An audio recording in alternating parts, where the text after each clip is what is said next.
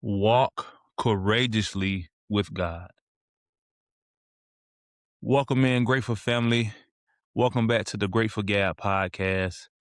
Got the daily verse coming here shortly, and then we will be starting a new journey as we walk with Jehovah God courageously in this new book that I mentioned last week that will be introduced today.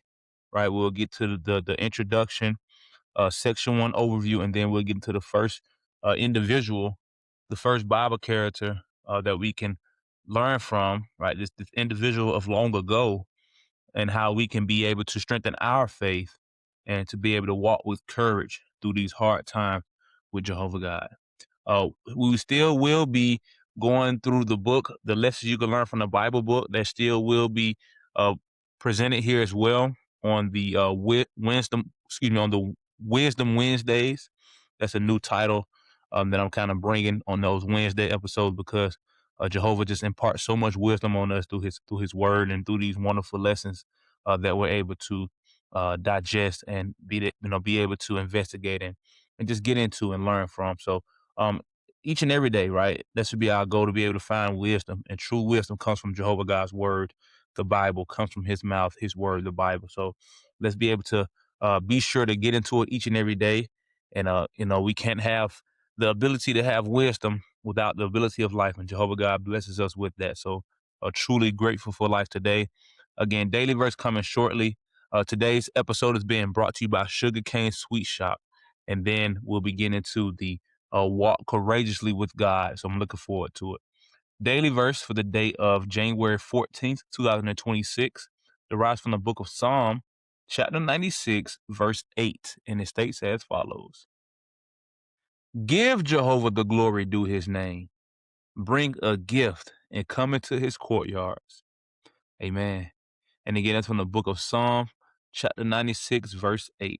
So let's glorify Jehovah God by finding the courage to walk with him in this trialing time, through this tribulation life, through these wicked days and these last days of Satan's system, where we can walk with our heads high and confident and courageously, knowing that we are not walking alone, but we're walking alongside Jehovah God, being led by Jesus Christ. It's truly amazing. So again, this information can be found on jw.org.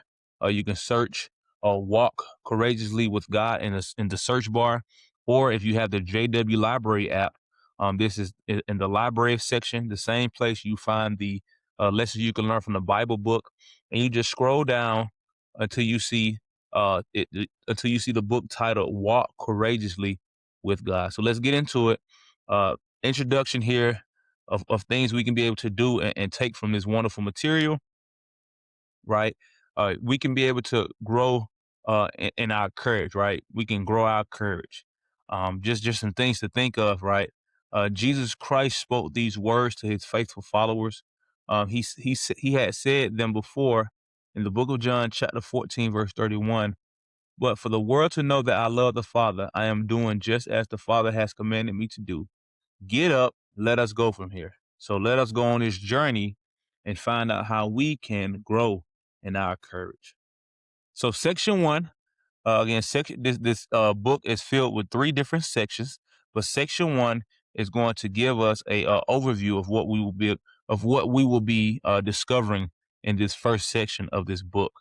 It's titled From the Days of the Patriarchs to the Time of the Judges. In section 1, we journey through a period of some 22 centuries. We start with Enoch, a patriarch who lived when Adam was still alive, and we come down to the time of the prophet Samuel, who appointed the first king of Israel. On the way, we consider such outstanding examples of courage as Noah, Abraham, Sarah, Moses, Rahab, Deborah, and Gideon. Some undertook long, hard journeys fraught with dangers, while others faced the daunting prospect of fighting in the wars of Jehovah. All of them showed courage as they fulfilled assignments from their beloved God. So again, great examples from real individuals, right? This what makes this so wonderful as well. These individuals have been put in a timeless position, right? They have they have surpassed their time uh, here on earth in the physical form, but uh, their names exceed their lifetime, and we get to learn about these individuals. And some of us are very fond of these individuals, right? Noah and his courage gave us the ability to be here, right? To have life still after Jehovah cleansed the earth, right? So many different things, right? Abraham, right? The father, who birthed the nations of what Jehovah has blessed down to this day, right? So many different individuals. So, really looking forward to it. And section one, again, the first person we're going to learn about and find courage through his journey and his experiences is Enoch, right? An individual who, as mentioned before, lived during the time that Adam was still alive, the first man. That's amazing. So Enoch, he walked with God. Enoch knew what it meant to feel alone. He stood apart from the world of his day. He was the only man of his time who the Bible describes in this way: Enoch kept walking with the true God. How is this possible for a mere human on the earth? And what can Enoch teach us today about courage? Enoch walked with the true God in at least two ways: in what he refused to do and in what he did. He refused to fit in with the ungodly world around him. He was the seventh generation from Adam and Eve. Adam was very old but still alive. The rebellious spirit of mankind's first parents had spread throughout the human family. Their son Cain murdered his own brother Abel, and the first man of faith. Some of Cain's descendants were just as vicious, if not more, and that can be found and referenced at the book of Genesis chapter 4, verse 23 and 24. Enoch courageously refused to be influenced by the violent spirit of the times. He remained a man of peace, and this pleased God. A few generations before Enoch was born, people began calling on the name of Jehovah. It seems that they did so in a blasphemous way, which amounted to false religion. Enoch refused to take part. He loved and revered Jehovah's sacred name, so he stood apart from his contemporaries. Excuse me.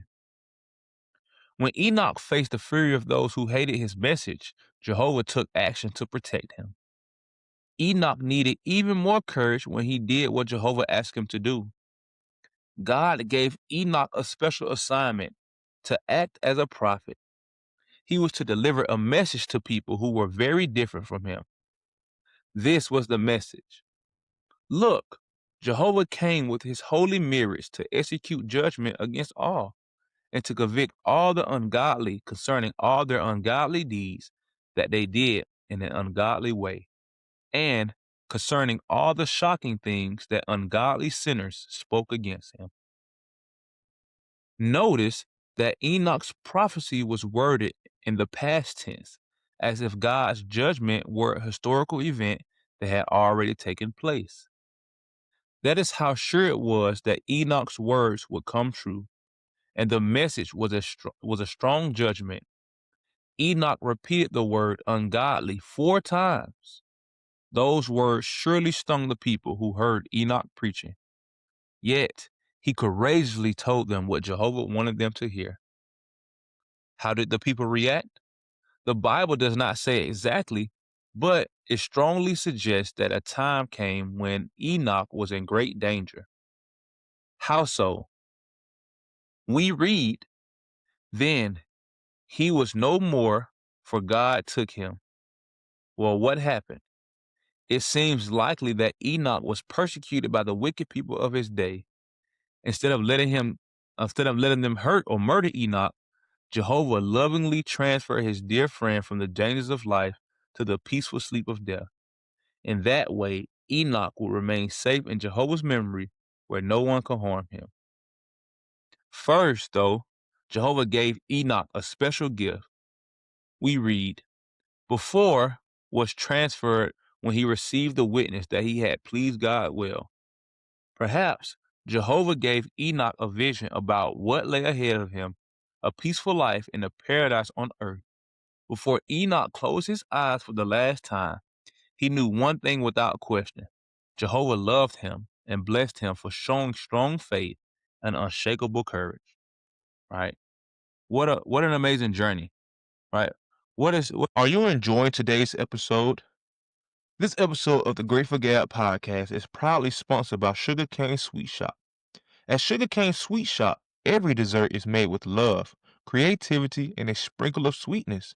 From the signature cookies and cupcakes to custom cakes for every occasion, Sugarcane is available to make your moments a little more special. Follow them on TikTok, Instagram, and Facebook at Sugarcane Sweet Shop to see what's fresh from the oven. And don't forget to treat yourself today. So what a wonderful example of courage from Enoch, right? This is a lot of information to take in. I'm looking forward to being able to bring this information into my family through family worship. But I'm appreciative of being able to learn this in depth insight to Enoch, right? This is a gentleman that I've read about, heard of during my time of the scriptures. But just to get these viewpoints and really focus on his courage and how Jehovah God was truly backing him, right? The Bible accounts can be found at the book of Genesis, chapter 4, also the book of Genesis, chapter 5, and then also the book of Hebrews, chapter 11, verse 5, references Enoch, right, and his faith, and also the book of Jude, chapters 14 and 15, recognize Enoch as well. So, some things to discuss with your family, right? In what ways did Enoch show courage? Right, as we go back to the foresight or the beginning of the paragraph here or this lesson, right? It speaks about how Enoch walked with the true God, right? He walked with Jehovah God in a time where wickedness was rapidly, it was just in the world, right? This is a world that is slowly beginning its ascension to the most wicked time that Jehovah had seen during those days, right? Hence the flood coming about, right? But this was the prime, right? The I'm not gonna say the prime. It was the adolescence of this wicked world, and we know how children are, right? Children, they just do anything, say anything, right? For the most part. And this is how these adolescent wicked ones were. They were constantly discovering new ways to be wicked, all these different type of things. This was the world Enoch was a part of. But yet he refused to do what the world did. But he also he chose to walk with Jehovah God. So that's the first thing he did that was courageous, right? The next thing he did was he went and preached and teach during these times, right? He became a prophet for Jehovah God. He constantly declared the good message that Jehovah um Jehovah was persuading him, not persuading him. Jehovah was calling him to be able to deliver to these individuals, right? Just another example of Jehovah's mercy, that he wanted them to turn back from their wicked ways and start serving him truly. So he went on courageously in his special assignment, delivering the message to these people, right? To the people of this time. Right. And again, these are people who, in the illustrations here, right? These are people that they're around, you know, the giants are rapid during that time, right? So many different things are going on right now, right? You got guys in this picture here with weapons in their hand, right? Just the faces they have are angry and wicked. They don't want to hear this stuff. They don't care about what he has to say, but yet he's courageously going to deliver these messages to all these people who outnumber him, right? But he knows he's not outnumbered because he has Jehovah God backing him. He has the angels backing him, the myriads of angels, just as he spoke about. So, this was truly something that he had to be courageous in doing, right? Speaking about how these people will be destroyed, right? Seeing as how he spoke about them. He told them that Jehovah is going to execute judgment against all of you who are doing ungodly things, right? Who is living in ungodly ways, who's doing ungodly deeds, right? Who's living as ungodly people and sinners that are willfully sinning, right? Not because they were imperfect people and stained with sin from Adam, but they were imperfect people who were willfully sinning. Right. So a courageous message that had to be done, but yet he did it because he knew that Jehovah God was backing him. Right. He knew that these people were going to respond in a manner where they wanted to hurt him, but Jehovah God didn't let him be hurt. Right. Jehovah God delivered him and had, put him in a place where he could not be harmed. Right. And allowed him to peacefully pass to the grave. But Enoch took that with much grace and appreciation, because he didn't want to he didn't want to die in a painful, harmful way. And Jehovah didn't want him to do that either. So Jehovah peacefully put him to sleep. And Enoch knew before he went to the grave that Jehovah will remember him and that he will be safe in his memory, and that he would be one of those individuals that could see paradise earth. And I honestly think that, even though no one went to heaven until after Jesus Christ, I truly think a lot of these individuals that we get to learn about in this lesson, um, when after Jesus had ascended to heaven, I truly believe a lot of these individuals had ascended to heaven as well, and they will reign alongside Jesus Christ as the 144,000. That's what I truly believe. That's my that's my belief. It's not for sure in the Bible, but you know I can be confident to say that these individuals will be worthy enough to sit aside Jesus Christ as that heavenly government and rule alongside Jesus in his kingdom, because these individuals were appointed and chosen by Jehovah long ago. And you see the love that he had for Enoch and all of these individuals that we're going to learn about. So again, just a wonderful example, right? They have a dig deeper section, right? Some questions that really stimulate the brain, right? How might people have begun calling on the name of Jehovah, right? Mentioned that they were doing it in a blasphemous way, mocking Jehovah's name. So it has material here from the book of Genesis, chapter 4, verse 26, but it also has different study material that brings out ways that they could have called on Jehovah's name. Also, it asked a question about Enoch and his assignment. It said, Enoch was the first faithful human to do what? And how was he able to fulfill his assignment? Right? His preaching and teaching work, right? He was the first faithful human to do that, right? So how did he do it? Who did he rely on to do that? And then the third question in the deeper section is, even before he started prophesying, why would Enoch have likely known that his courage will be put to the test? Right? Because he knew the world he was living in. He knew that it was not going to be easy. He knew that he had to believe that Jehovah had his back, and he had to take that first step. And he knew it wasn't going to be easy. Right? So, and it asked us a great question: how could you, myself, show that Enoch was not taken to heaven as some believe, right? And it's somewhat during that time, right? During that time when he went away, right? But again, I spoke about no one going to heaven until Jesus Christ went. But again, Jehovah God could do anything, so I still believe that after Jesus ascended to heaven, that Enoch, you know, was, you know, delivered to heaven in a spiritual sense, right? Of course, his body was, bones and ashes by then, but Jehovah, no, even though his spirit was, it was dead, Jehovah, I believe Jehovah, saw that, remembered Enoch and what he had did for him.